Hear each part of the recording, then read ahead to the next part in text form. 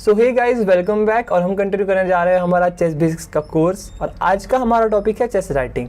अब क्या आपने कभी सोचा है कि अगर दो लोग चेस खेल रहे हैं इस वर्ल्ड में, या दो ग्रैंड मास्टर्स की टूर्नामेंट में चेस खेल रहे हैं, तो वो सेम 64 स्क्वायर्स के अंदर खेल रहे हैं और सेम 16 पीसेस के साथ खेल रहे हैं, तो क्या आप वही गेम अपने चेस बोर्ड पर खेल सकते हैं? यस, पर उसके लिए आपको आनी चाहिए चेस नोटेशंस क्या होती हैं। अब चेस नोटेशंस या चेस राइटिंग आपको बहुत सारी चीज़ों में हेल्प करती हैं। फॉर एग्जाम्पल, आप अपनी खुद की गेम्स लिख सकते हैं, आप दूसरों की गेम से एनालाइज करके पढ़ सकते हैं, और जब आप खुद की गेम लिखेंगे तो आप अपनी ही मिस्टेक्स को बाद में देख सकते हैं कि मैंने कहाँ पे गलती की या कहाँ पे मुझे नहीं करनी चाहिए थी। सो चेस राइटिंग इसलिए बेसिक्स के कोर्स में आता है कि जिससे कि आप चेस में इम्प्रूव कर पाएँ। अगर आपको चेस राइटिंग आती होगी तो आप चेस में बहुत तेज़ी से इम्प्रूव कर पाएंगे। So let's start our today's topic from its core basic, that is how to name a square. अब हर एक स्क्वायर का एक अपना नाम है, वो जानने के लिए पहले इस बोर्ड को क्लियर कर देते हैं। अब देखिए, हम हर एक कॉलम को A to H, हर एक कॉलम को अल्फ़ाबेटिकली इंक्रीजिंग ऑर्डर में A to H नेम करते हैं। मतलब इस हर एक कॉलम का नाम है, इस कॉलम का नाम है A कॉलम, इस कॉलम का नाम है B कॉलम, ऐसे H तक, ठीक है। So A to H are our columns, और हम डाउन टू अप नंबरिंग करते हैं 1 to 8। मतलब हर एक हॉरिजॉन्टल रो का एक नंबर है, that is this is row number 1, this is row number 2, this is row number 3 and therefore. So ये करने से हमारे 64 स्क्वायर्स के अब एक 64 नाम हो गए, that is individual naming for each square. It's like matrix. अगर आपने कभी मैट्रिक्स पढ़ा हो तो उसमें A1, A2, A3 ऐसे हम अपने चीज़ों को अरेंज करते हैं। सेम चेस बोर्ड में भी है। यहाँ पे अब अगर मैं आपको बोलूँ ये स्क्वायर कौन सा है, तो इसका मतलब ये C कॉलम पे है और 5th रो पे है, तो इस स्क्वायर का नाम हो गया C5। अगर ये स्क्वायर की बात करें तो ये स्क्वायर F कॉलम पे है और 7th रो पे है, तो इस स्क्वायर का नाम हो गया F7। पर्टिकुलरली हमारे 64 स्क्वायर्स के अब नाम हो चुके हैं। अगर मैं आपको किसी भी स्क्वायर का नाम पूछूंगा तो आप इंस्टेंटली बता देंगे। अब जब हमें पता है कि हम स्क्वायर्स को कैसे नेम करते हैं, लेट्स से हम अपने पीसेस को चेस लैंग्वेज में कैसे नोटेशन देते हैं। किंग को हम कैपिटल K से नोटेट करते हैं, क्वीन को हम कैपिटल Q से नोटेट करते हैं, रुक को हम कैपिटल R से, बिशॉप को कैपिटल B से। अब नाइट को हम K से नहीं कर सकते क्योंकि हमने ऑलरेडी किंग को वो दे दिया है नोटेशन, तो हम नाइट के लिए यूज़ करते हैं कैपिटल N, क्योंकि K के बाद N आता है नाइट के स्पेलिंग में, क्योंकि K ऑलरेडी साइलेंट होता है। So these are the notations of the major pieces in chess. अब हमने सोच रहे होंगे कि हमने पॉन्स के नोटेशन नहीं दिए हैं, क्योंकि हमारी हर एक रैंक पे एक पॉन है, मतलब हमारे हर एक कॉलम पे एक पॉन है, तो हम पर्टिकुलरली हर एक पॉन को नोटेशन नहीं दे सकते। इसलिए जिस कॉलम पे वो पॉन है वही कॉलम का नाम उस पॉन का नाम है। फॉर एग्जाम्पल, ये है A पॉन, ये है B पॉन, ये है C पॉन एंड देयरफॉर सारे H तक। मतलब जब मैं बोलूँगा A4, मतलब मेरा A वाला पॉन A 4th रैंक पे गया है। अब जब हमें स्क्वायर के नाम्स और मेजर पीसेस के नोटेशंस पता है, let's start writing a game. हम अपनी गेम को रिकॉर्ड करना शुरू करते हैं कि हम अपने जो पीसेस चल रहे हैं उसको हम कैसे लिखेंगे। So this is the starting position and white is the first one to move. So हम वाइट हैं, लेट्स स्टार्ट द गेम। मुझे ये वाला पॉन अपना यहाँ पे चलना है और फिर मुझे इसको लिखना भी है कि मैंने क्या मूव चला है। सो मैंने अपना पॉन 2 कदम आगे चला। इस पॉन का नाम है, ये E फाइल पे है, तो इस पॉन का नाम है E और मैं उसको उठाकर रखा है 4th वायर रैंक पे। सो हमारा पहला मूव है E4। ब्लैक की बारी, ब्लैक ने ये पॉन उठा के सामने रखा है इसको काउंटर अटैक में। ब्लैक का भी ये E वाला पॉन है और उसने भी उसको 5th रैंक पर रखा है, सो इसका मूव हो गया E5। अब अगर मुझे इस नाइट को यहाँ पे निकालना है, मेरी बारी है, मुझे इस नाइट को यहाँ पे निकालना है, तो मैं क्या लिखूंगा? नाइट को कैसे रिप्रेजेंट करते हैं? कैपिटल N, और इस स्क्वायर का क्या नाम है? F3। सो मेरा मूव हो गया NF3, मतलब नाइट F3 पे गया। ब्लैक की बारी, ब्लैक को ये बिशॉप यहाँ पे रखना है, तो कैसे होगा? बिशॉप का सिंबल कैपिटल B, स्क्वायर का नाम C5, सो हम बोलेंगे Bishop C5। Same game goes on. मुझे ये पॉन यहाँ पे रखना है, तो इस पॉन का नाम है D, थर्ड रैंक पे, तो हमने बोला D3 वाइट की मूव। मुझे क्वीन यहाँ पे रखनी होगी तो हम बोलेंगे क्वीन E2, मतलब कैपिटल क्वीन एंड स्क्वायर का नाम E2। This is how we write the movement of pieces in chess, this is how we write our moves in chess. अब जैसे जैसे गेम आगे बढ़ेगा हम पीसेस को मूव करने के साथ साथ पीसेस को कैप्चर भी करेंगे, मतलब बहुत सारे पीसेस हमारे चेस बोर्ड में एक दूसरे के कैप्चर होकर मतलब गेम से बाहर निकल जाएंगे। अब हम जब भी कोई पीस कैप्चर करते हैं तो कैसे नोटेट करते हैं अपनी गेम में, मतलब अपनी गेम में लिखते कैसे हैं। फॉर एग्जाम्पल यहाँ पे ई वाले पॉन को यहाँ पे मारना है, तो हम इसको अपनी बुक में कैसे लिखेंगे। कैप्चर के लिए हम सिंबल यूज करते हैं क्रॉस। जब भी हम कोई चीज़ कैप्चर करते हैं तो हम ये नहीं लिखते कि हमने किस चीज़ को मारा है, हम सिर्फ लिखते हैं कि जो भी स्क्वायर पे था वो मर गया। फॉर एग्जाम्पल इस पॉन का नाम है ई पॉन, क्योंकि ये ब्लैक के ई वाले फाइल पे है। हम लिखेंगे ई क्रॉस D4, मतलब D4 पे जो भी था उसको ई के पॉन ने मार दिया। फॉर एग्जाम्पल अभी दोबारा वाइट की बारी है और वाइट इस बिशप को मार सकता है। अब बिशप के लिए हम क्या यूज करते हैं, कैपिटल B, और इस स्क्वायर का नाम क्या है B7, तो हम लिखेंगे कैपिटल B क्रॉस B7, मतलब ये इस बिशप ने B7 पे जो भी था उसको मार दिया। मतलब जब भी हम कोई चीज़ कैप्चर करते हैं तो हम ये लिखते हैं कि हमने किस चीज़ को मारा, हम सिर्फ ये लिखते हैं कि हमने किस स्क्वायर पे मारा है, और वो स्क्वायर पे जो भी उस पर्टिकुलर गेम में था वो मर जाएगा। क्योंकि हम ऑलरेडी हर एक मूव लिख रहे हैं हमारी गेम की, तो हमें ऑलरेडी पता है कि स्क्वायर पे कौन प्रेजेंट है, तो हमें एक्स्ट्रा वर्क करने की जरूरत नहीं है यहाँ पे। That's how we write when we capture pieces in chess. अब बेसिकली हमारी चेस राइटिंग में मूवमेंट एंड कैप्चर ये दो बहुत मेन चीज़ें जो यूज़ होती हैं, बट इसके साथ साथ कुछ स्पेशल रूल्स भी हैं, स्पेशल मूव्स भी हैं जिसे हमें नोट डाउन करना पड़ता है। फॉर एग्जांपल अगर हम कैसलिंग करेंगे तो क्या लिखेंगे, अगर हम एन पासेंट करेंगे तो क्या लिखेंगे। सो चलिए देखते हैं how to write special moves in our chess writing. So special moves के नोटेशन में हमारी पहली मूव है कैसलिंग। यहाँ पे वाइट बहुत शॉर्ट एंड लॉन्ग कैसल कर सकता है जैसे उसका मन हो। अगर यहाँ पे वाइट शॉर्ट कैसल करता है तो हम लिखते हैं O-O, इस मूव को हम रिप्रेजेंट करते हैं O-O से।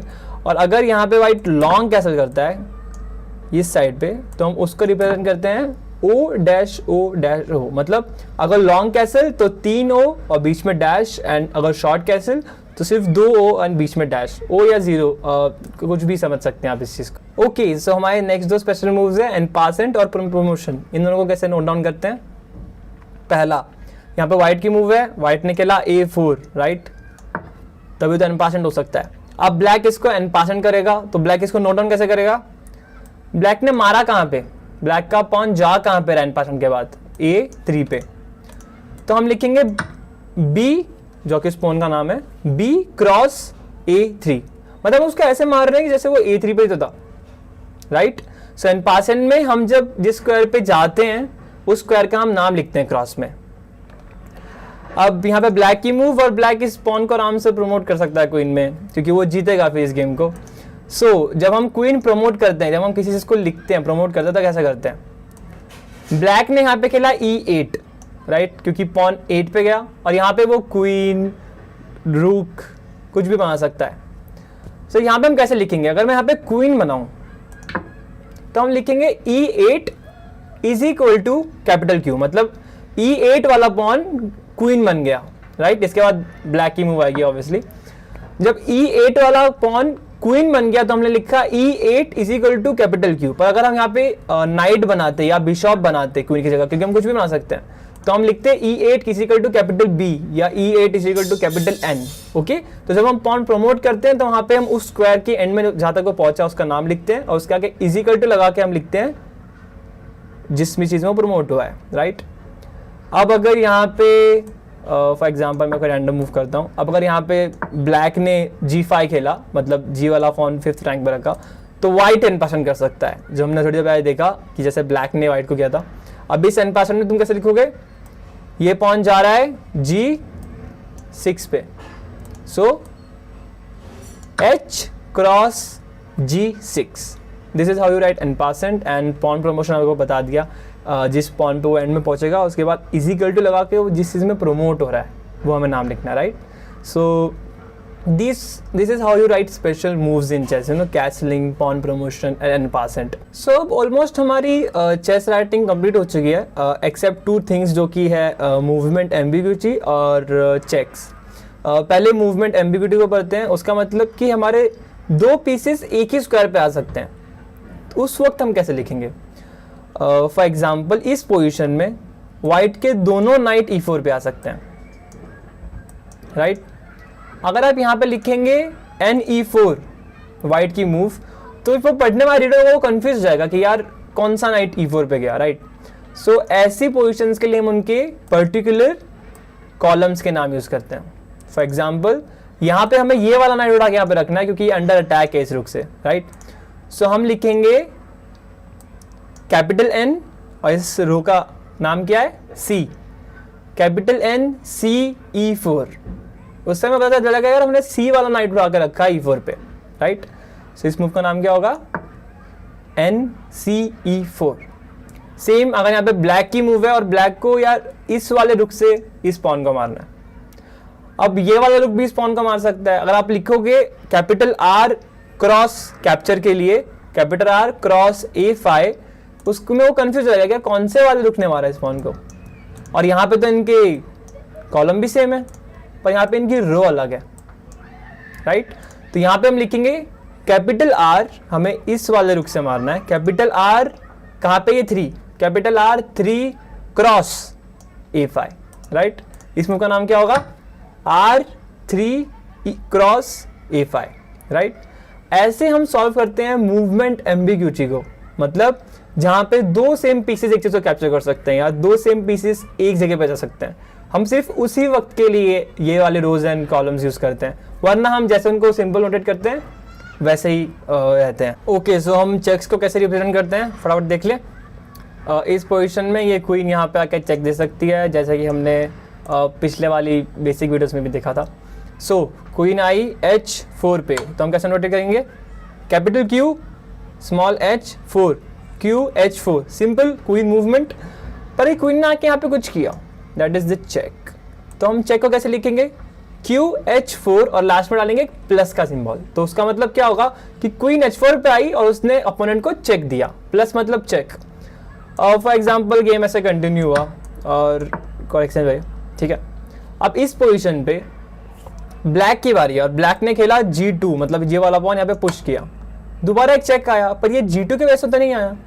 तो अब क्या लिखेंगे, दोबारा वही आपने किया G2, तो अब लिखना है G2 और आगे प्लस का सिंबल। बेशक G2 के वजह से चेक नहीं आया, बेशक उस पॉन ने चेक नहीं दिया, पर एक डिस्कवर्ड चेक तो आया ना। तो आपको क्या लिखना है, अपनी मूवमेंट, और अगर चेक हो रहा है डिस्कवर्ड भी, मतलब अचानक से उसको चेक आ गया, अपना पॉन हिलाया, तब भी आपको लिखना है प्लस सिंबल। मतलब जब भी एक चेक आ रहा हो आपकी मूव खेलने के बाद, आपको बस एक प्लस लगाना है उसके आगे। Okay, that's how we write checks in our notation of the game. हमारी चेस राइटिंग ऑलमोस्ट यहाँ पे कंप्लीट होती है।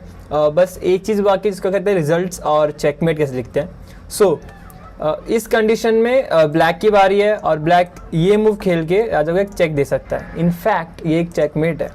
सो हम क्या लिखेंगे, RD8 प्लस। क्या हम प्लस लिखेंगे चेकमेट के लिए? नहीं, राइट, क्योंकि हमने चेक नहीं दिया, ये एक चेकमेट हो चुका है, मतलब किंग कहीं जा ही नहीं सकता, ब्लॉक नहीं कर सकता। तो यहाँ पे हम लिखेंगे RD8 हैश। ओके, हम चेकमेट के लिए यूज करते हैं हैश वर्ड को। That's how we represent the checkmate. And जब हम एंड में किसी को चेकमेट कर देते हैं या यू नो गेम जीतते हैं, तो हम एंड में, जैसे वाइट जीता है यहाँ पे, तो हम लिखते हैं 1-0। अगर ब्लैक जीतता है तो हम एट द एंड रिजल्ट्स में लिखते हैं 0-1। और अगर गेम ड्रॉ होता है तो हम लिखते हैं 1/2. That's how we write the results, you know, at the end of chess writing. यहाँ पे हमारा चेस राइटिंग के सारे टॉपिक्स कवर हो गए हैं और एक गेम को कैसे लिखते कवर हो गया है। इसके बाद आप जब भी अपनी चेस की कोई गेम खेले फिजिकली, तो उसको आप अपने नोटबुक में खेलने के साथ साथ नोट कीजिए, जिससे कि आपकी चेस राइटिंग इम्प्रूव हो। सो टुडेज क्वेश्चन इज कि इस पोजीशन पे वाइट को ये मूव चलनी है। सो आपको कमेंट सेक्शन में इसका नोटेशन बताना है कि इस मूव का करेक्ट नोटेशन क्या होगा। अगर आपने वो सही बता दिया देन प्रॉबेबली आपको पूरी चेस राइटिंग सही से समझ में आ गई है, और अगर नहीं आई तो आप इस वीडियो को दोबारा देख सकते हैं। And if you like my content then please subscribe to my channel and like the video. Also मैंने पिछले वाले वीडियोस में उसके आंसर्स जो थे वो कमेंट सेक्शन में अपडेट कर दिए हैं। अगर आपको स्पेसिफिकली उसकी एक्सप्लेनेशन चाहिए तो आप मुझे बता दीजिएगा, बिकॉज ये वीडियो वरना बहुत लंबी हो जाएगी अगर मैं सारे आंसर्स इसमें डालने लगूंगा तो। Also let's see you in the next video, bye.